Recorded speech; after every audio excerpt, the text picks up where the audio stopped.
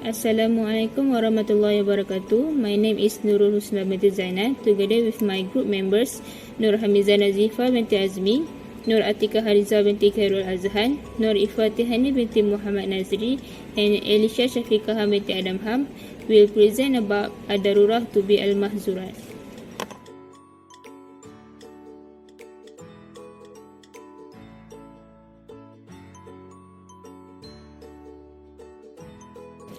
Islam is a religion that is very concerned with the good of its people. Islamic Sharia is permanent and does not change regardless of one's age or rank.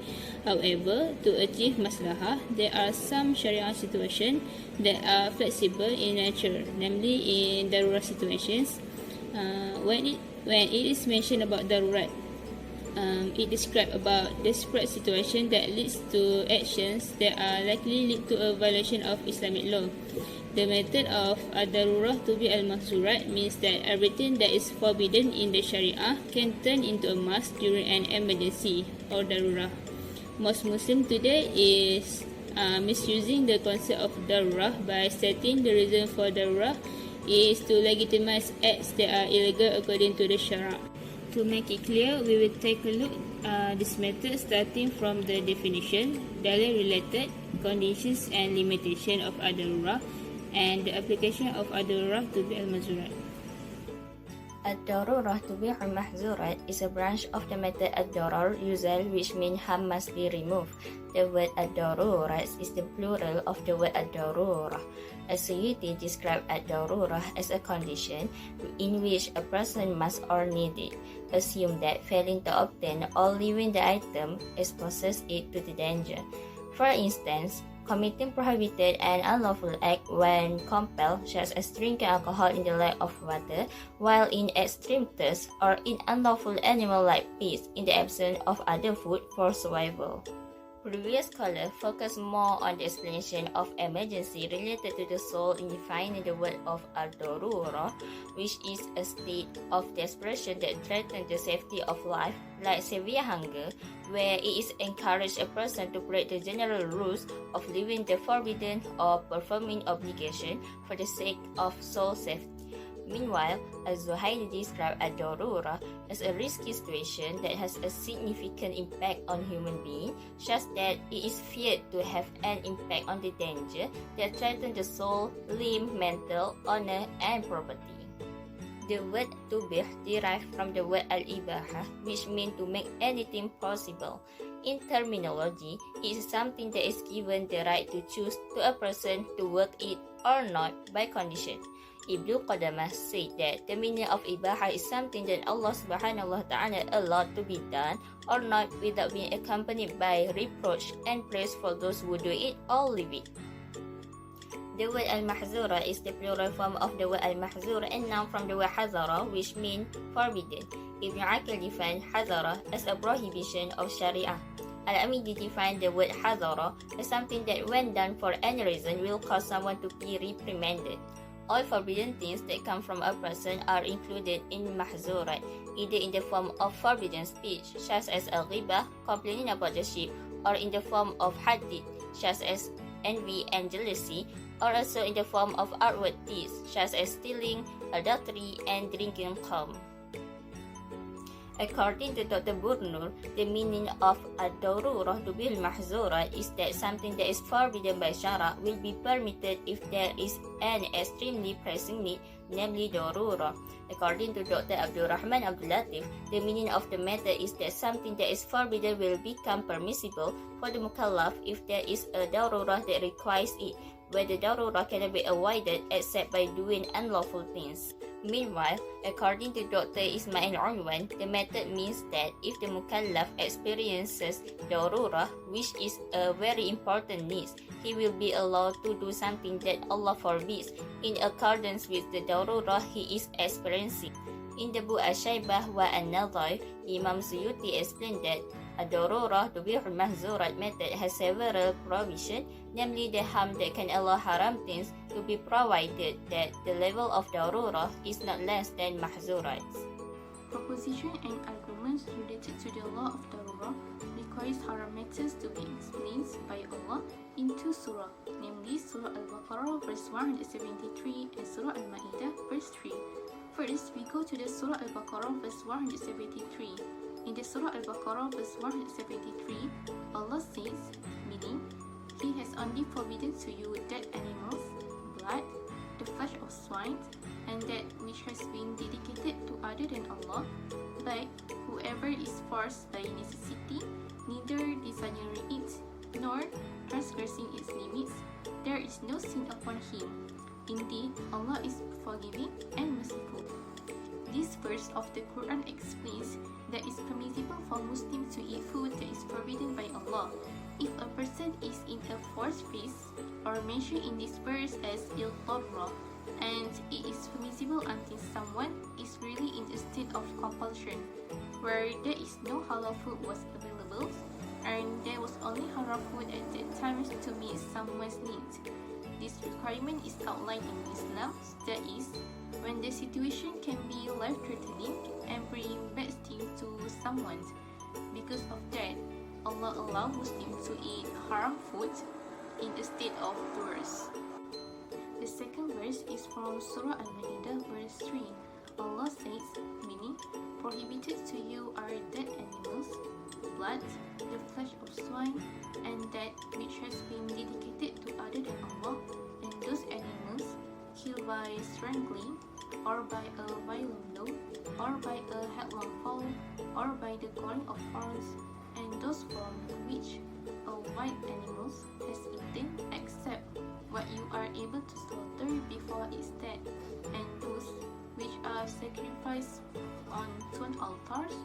And prohibited is that you seek decision through divining arrows, that is grave disobedience. This day, those who disbelieve have despaired of defeating your religions. So, fear them not, but fear me. This day I have perfected for you your religions, and completed my favor upon you, and have approved for you Islam as religions. But whoever is forced by severe hunger, with no inclination to sin, then indeed Allah is forgiving and merciful. Referring to the verses of Quran, Allah has explained to Muslims some type of foods that are forbidden to eat. Therefore, whoever does so will belong to the wicked. This is because Allah has determined that Muslims are only allowed to eat food that is halal and pure. And if they do other than Allah's command, then it is haram. However, Allah has given relief to Muslims who are afflicted with scarcity and lack of food, and must endure hunger to eat forbidden food as mentioned above. As has been mentioned in this verse as غَيْرُ مُتَجَانِفٍ لِإِثْمٍ. This situation makes a person must disobey Allah's commands unintentionally, where the intention is to get rid of hunger. Condition of Al-Dharurah. Number 1, it must coincide with the maqasid syariah which has been outlined by Syara. As we know, conditions Al-Dharurah is one of the maslahah in Islamic Sharia.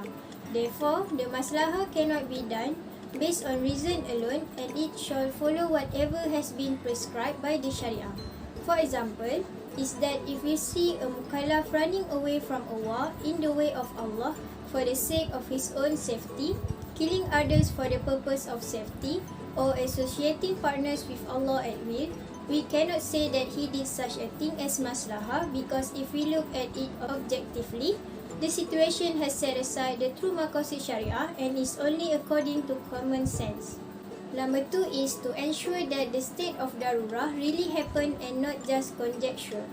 If the matter of the emergency is still in doubt and there is a presumption that harm will occur, then in this case it cannot be used as a reason to place or clarify that a person is in an emergency situation. Number 3 is that it cannot be done at an excessive rate and can only be done as necessary.